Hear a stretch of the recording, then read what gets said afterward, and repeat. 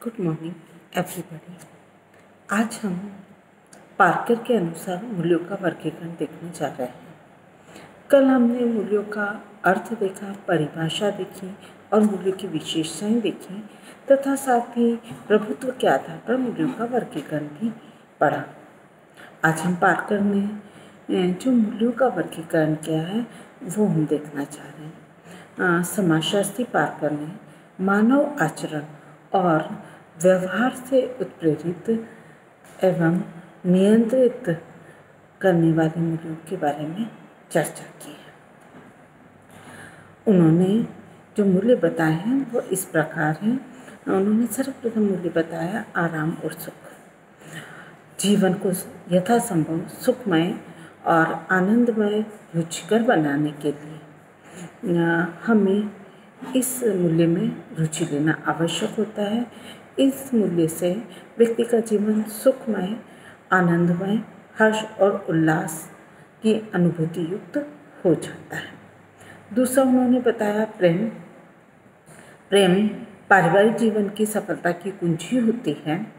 प्रेम के बिना कोई भी व्यक्ति या परिवार जो है उन्नति नहीं कर सकता, क्योंकि यही आपसी विश्वास का आधार होता है। तीसरा उन्होंने बताया ज्ञान की इच्छा। मानवीय संबंधों को सजीव और जीवंत बनाने के लिए व्यक्ति में ज्ञान और विवेक का होना अत्यधिक आवश्यक होता है।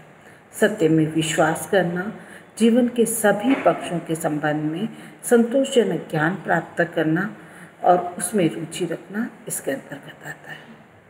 फिर नेक्स्ट है कला। सौंदर्य एवं उसकी अभिव्यक्ति के विभिन्न रूपों में रुचि रखना इसके अंतर्गत आता है या कला के अंतर्गत आता है। जैसे नृत्य है, संगीत है, कविता लिखना है, गृह सज्जा करना है, आदि तरह के जो मूल्य होते हैं वह इसके अंतर्गत आते हैं। फिर खेल। खेल व्यक्तित्व के विकास के लिए अत्यधिक आवश्यक होता है। इससे व्यक्ति की कल्पना शक्ति का विकास होता है, जिससे व्यक्ति रचनात्मक कार्यों की ओर मन लगाता है, रुचि लेता है और व्यक्तित्व से ही उसका बहुमुखी विकास भी संभव होता है। और व्यक्तित्व के बहुमुखी विकास के लिए खेल में रुचि रखना, खेल मूल्य को विकसित करना अति आवश्यक होता है। ठीक है। नेक्स्ट उन्होंने बताया है स्वास्थ्य। शारीरिक और मानसिक स्वास्थ्य में रुचि लेना क्यों इतनी आवश्यक होता है, क्योंकि अन्य मूल्यों की प्राप्ति के लिए व्यक्ति को स्वस्थ होना शारीरिक व मानसिक रूप से अति आवश्यक होता है। फिर है महत्वाकांक्षा। महत्वाकांक्षा व्यक्तिगत जीवन की सफलता के लिए अति आवश्यक होता है और इसी में रुचि लेना और इसकी इच्छा रखना इस मूल्य में आते हैं। फिर शिल्प विज्ञान संबंधी रुचियाँ। ये मूल्य भी रचनात्मक कार्यों से संबंधित होते हैं और साधनों के विकास में इनकी अहम भूमिका होती है और कुशलतापूर्वक कार्य करने के लिए और अंतिम अच्छे परिणामों को प्राप्त करने के लिए इस मूल्य में रुचि रखना भी अति आवश्यक होता है। फिर नेक्स्ट है धर्म। ये मूल्य व्यक्ति को सत्य से परिचित कराता है और सत्य के बारे में जानने के लिए व्यक्ति क्या करता है, उत्सुक होता है। और सत्य का अगर उसे ज्ञान हो जाता है तो निरंतर सत्कर्म करते हुए सुख और आनंद को प्राप्त करता है, जिससे उसके परिवार का और समाज का कल्याण होता है। इस मूल्य के अंतर्गत ईश्वर में या साधु संतों में या प्रवचन सुनने में, समाज कल्याण में, पूजा पाठ करने में व्यक्ति क्या करता है, रुचि लेता है। जीवन में समान उद्देश्यों और प्रयोजनों को एकीकरण करने में भी व्यक्ति रुचि लेता है। ये सभी मूल्य कौन से थे? धनात्मक मूल्य थे।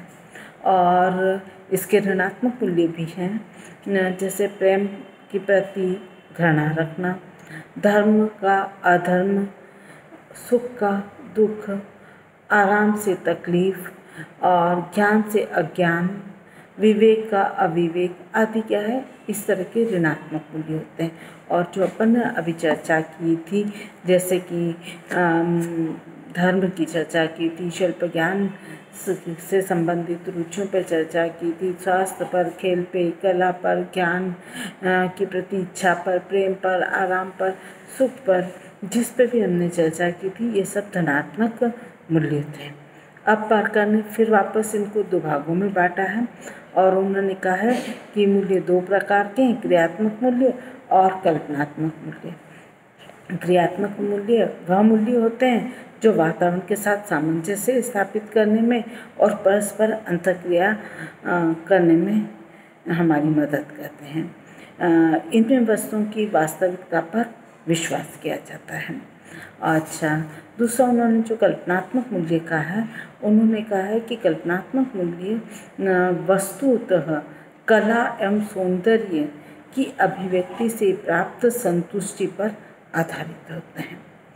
मस्तिष्क में उनकी उत्पत्ति होती है और इस मूल्य में खेल, कला की रचनात्मकता में संतोष होना, धर्म से संतोष प्राप्त करना आदि सम्मिलित होते हैं। तो ये हुए पारकर के अनुसार दो अन्य मूल्य, जिसे उन्होंने क्रियात्मक मूल्य और कल्पनात्मक मूल्य कहा। ठीक है, अब इसके अलावा लिंडसे ने भी मूल्यों को वर्गीकृत किया है और उन्होंने इसके वर्गीकरण को 6 वर्गीकृत करके 6 प्रकार बताए हैं। और उसमें से सबसे प्रथम बताया सामाजिक मूल्य।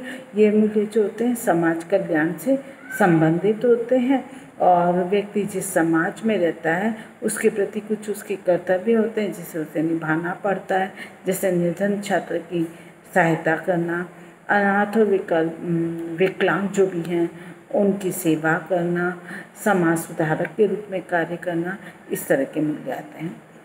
दूसरा उन्होंने बताया आर्थिक मूल्य। व्यक्ति, परिवार और समाज के उत्थान के लिए अर्थ का अर्जन करना उसके लिए अत्यधिक आवश्यक होता है। बिना अर्थ के सुखी परिवार और सुखी जीवन की कल्पना भी व्यक्ति नहीं कर सकता। इन मूल्यों के अंतर्गत वो स्वयं का मकान बनाता है, महंगे जेवर खरीदता है, बचत पत्रों में धन का निवेश करता है आदि इस तरह के मूल्य में आते हैं। फिर नेक्स्ट उन्होंने बताया है सैद्धांतिक मूल्य। जीवन की सफलता प्राप्त करने के लिए व्यक्ति को कुछ सिद्धांतों को अपनाना और पालन करना आवश्यक होता है। बौद्धिक शक्ति के द्वारा सत्य को मानना, अपनाना, खोज करना, आत्मसात करने में रुचि लेना, इस तरह के मूल्य होते हैं। फिर है सौंदर्यात्मक मूल्य। सौंदर्यात्मक मूल्य जो होते हैं जीवन को सुखमय, आनंदमय बनाने के लिए सौंदर्यात्मक मूल्यों को हम अपने जीवन में महत्वपूर्ण स्थान देते हैं। सौंदर्य और कला के प्रति रुझान रखना, सौंदर्य को जानना, उसकी प्रशंसा करना, उसमें रुचि रखना आदि सौंदर्यात्मक मूल्य होते हैं। इसके लिए व्यक्ति क्या करता है, कविताएं लिखता है, नृत्य करता है, चित्र बनाता है, शिल्पकला की तरह का शिल्पकला के कार्य करता है, पेंटिंग आदि करता है, सिलाई आदि करता है, संगीत कला में रुचि लेता है आदि इस तरह के मूल्य जो होते हैं वो सौंदर्यात्मक मूल्य के अंतर्गत होते हैं और इन्हीं के द्वारा ये अपनी अभिव्यक्ति भी करता है। फिर राजनीतिक मूल्य। राजनीतिक मूल्य जिनके होते हैं वो प्रशासनिक कार्यों में रुचि रखते हैं, प्रशासनिक पार्टियों के कार्यकर्ता के रूप में कार्य करते हैं, विभिन्न दलों का नेतृत्व करते हैं, वो इस तरह के मूल्य होते हैं। फिर होते हैं इन्होंने बताया धार्मिक मूल्य। धार्मिक मूल्य जीवन को सुखमय और आनंदमय बनाने के लिए, जीवन से संतोष प्राप्त करने के लिए धार्मिक मूल्यों को भी व्यक्ति बनाता है, उनका विकास भी करता है, जैसे भजन करना, कीर्तन करना, धार्मिक प्रवचनों में जाना, साधु संत के प्रवचन सुनना, व्रत उपवास करना, इस तरह के जो मूल्य होते हैं, इस तरह की जो आस्था होती है वो इस मूल्यों के अंतर्गत आती है। तो ये हुए लिंडसे के अनुसार जो मूल्य के 6 प्रकार हैं वह। अब हम प्रोफेसर PS नायडू के अनुसार भी मूल्यों का वर्गीकरण देखते हैं। इन्होंने भी मूल्यों को 6 प्रकार से वर्गीकृत किया है और इन्होंने कहा है कि मूल्य आर्थिक मूल्य होते हैं, शारीरिक मूल्य होते हैं, सामाजिक मूल्य होते हैं, मनोवैज्ञानिक मूल्य होते हैं, दार्शनिक मूल्य होते हैं और आध्यात्मिक मूल्य होते हैं। इसमें से भी आर्थिक मूल्य, शारीरिक मूल्य, सामाजिक मूल्य और मनोवैज्ञानिक जो मूल्य होते हैं वह होते हैं साधनात्मक मूल्य।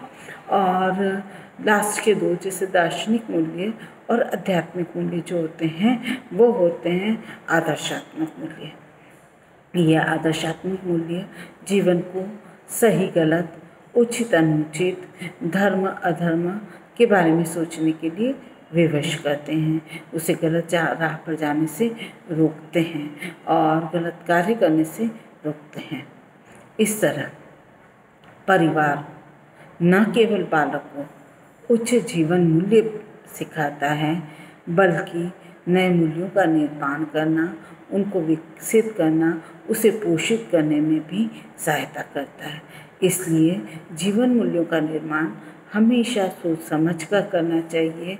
ऋणात्मक मूल्यों को बिना हिचकिचाहट के छोड़ देना चाहिए और हमेशा व्यक्ति और परिवार की जो वांछित सफलता और उन्नति जो है वह अच्छे मूल्यों या सकारात्मक मूल्यों पर निर्भर करती है और कोई भी ऐसा परिवार नहीं होता जो कि अच्छे मूल्यों को अपनाता है और उसका जीवन अंधकारमय हो जाता है।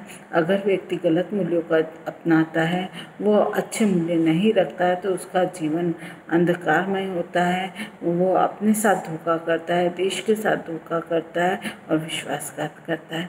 इस तरह हमारे जीवन में मूल्यों का बहुत महत्व है और व्यवस्थापन प्रक्रिया में प्रथम जो प्रेरक तत्व था वही मूल्य था। अगर आप लोगों को समझ में आया है तो धन्यवाद। अब हम कल जो है इन्हीं मूल्यों के प्रेरक के बाद हम लक्ष्यों की चर्चा करेंगे और लक्ष्यों पर